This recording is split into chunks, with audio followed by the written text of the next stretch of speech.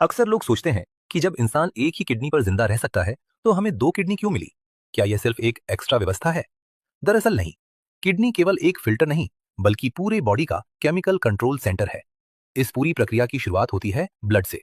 Heart से निकलकर blood aorta के जरिए रिनल आर्टरी से किडनी तक पहुंचता है। हर किडनी के अंदर लगभग 10 लाख सूक्ष्म यूनिट्स होते हैं, जिन्हें नेफ्रॉन कहा जाता है, और यही असली फिल्ट्रेशन का काम करते हैं। नेफ्रॉन किडनी का माइक्रोस्कोपिक फंक्शनल यूनिट है और इसके दो मेन पार्ट्स होते हैं। पहला है ग्लोमेरुलस। यह नेफ्रॉन का शुरुआती हिस्सा होता है, जो छोटे बॉल लाइक ब्लड कैपिलरीज का एक क्लस्टर है। यहाँ हाई प्रेशर की मदद से ब्लड में से पानी, यूरिया, सॉल्ट्स और ग्लूकोज जैसी छोटी चीजें बाहर निकल जाती हैं।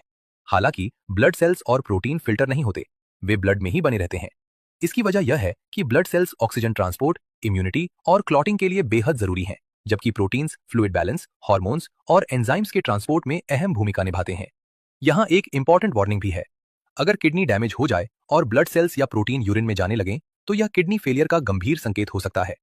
दूसरा हिस्सा है ट्यूब्यूल्स। ग्लोमेरुलस के बाद आने वाला यह लंबा ट्यूब लाइक स्ट्रक्चर इतना छोटा दिखता है, लेकिन हकीकत में एक अकेले नेफ्रॉन के ट्यूब्यूल्स की कुल लंबाई लगभग 50 से 55 मिलीमीटर होती है। और जब पूरी किडनी के 10 लाख नेफ्रॉन्स के ट्यूब्यूल्स को मिला दिया जाए तो यह लंबाई लगभग 50 किलोमीटर तक पहुंच जाती है। यह सुनकर हैरानी होती है, लेकिन यही इस ऑर्गन की असली ताकत है। यह स्ट्रक्चर दो काम करता है, रीअब्जॉर्प्शन और सिक्रीशन। इस चरण में बॉडी के काम की चीजें जैसे ग्लूकोज, जरूरी सॉल्ट्स और एक्स्ट्रा पानी वापस ब्लड में भेज दिए जाते हैं। वहीं दूसरी तरफ जो चीजें बेकार या टॉक्सिक हैं, उन्हें एक्टिवली यूरिन में डाल दिया जाता है। इस पूरी प्रक्रिया की रफ्तार काफी तेज होती है।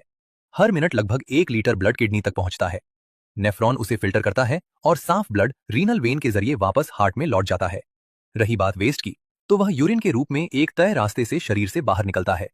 नेफ्रॉन से निकलकर यूरिन पहले कलेक्टिंग डक्ट्स में जाता है, फिर रीनल पेल्विस में जमा होता है। उसके बाद यूरिटर से होते हुए ब्लैडर में पहुंचता है और अंत में यूरिथ्रा के रास्ते शरीर से बाहर निकल जाता है। यह प्रक्रिया 24 घंटे नॉन स्टॉप चलती है और किडनी सिर्फ फिल्टर नहीं, बल्कि पूरे बॉडी का साइलेंट मैनेजर है। जब बॉडी में पानी ज्यादा हो, किडनी एक्स्ट्रा यूरिन निकालती है, और जब कम हो तो यूरिन कॉन्सेंट्रेट करके पानी बचाती है, जिससे हर सेल का फ्लूइड बैलेंस बना रहे। इसी तरह किडनी सोडियम, पोटेशियम, कैल्शियम और फॉस्फेट जैसे इलेक्ट्रोलाइट्स को रेगुलेट करती है, ताकि हार्ट और मसल्स ठीक से काम करें। साथ ही किडनी रेनिन रिलीज करके RAAS सिस्टम को एक्टिवेट करती है, जिससे ब्लड प्रेशर स्टेबलाइज होता है।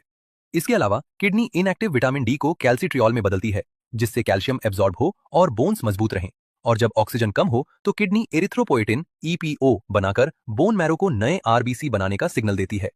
इसलिए किडनी फेल होने पर सिर्फ पेशाब की समस्या नहीं, बल्कि blood pressure, bones, heart rhythm और ऑक्सीजन ट्रांसपोर्ट तक प्रभावित होता है। किडनी एक ऑर्गन नहीं, बल्कि पूरे बॉडी का कंप्लीट कंट्रोल सिस्टम है। जब किडनी ठीक से काम नहीं करती तो ब्लड में यूरिया और क्रिएटिनिन जैसे वेस्ट जमा होने लगते हैं। शरीर में सूजन आने लगती है, थकान बढ़ जाती है, ब्लड प्रेशर अनकंट्रोल्ड हो सकता है, सांस फूल सकती है, हड्डियां कमजोर हो सकती हैं और गंभीर स्थिति में डायलिसिस या ट्रांसप्लांट की जरूरत पड़ सकती है। इसलिए किडनी की सुरक्षा जरूरी है। पर्याप्त पानी पिएं, नमक कम लें, ब्लड प्रेशर और शुगर कंट्रोल में रखें, बिना जरूरत पेन किलर दवाइयां न लें, नियमित एक्सरसाइज करें और समय समय पर ब्लड और यूरिन टेस्ट कराते रहें। एक किडनी जीवन दे सकती है, लेकिन दो किडनी लंबे समय तक स्टेबल और हेल्दी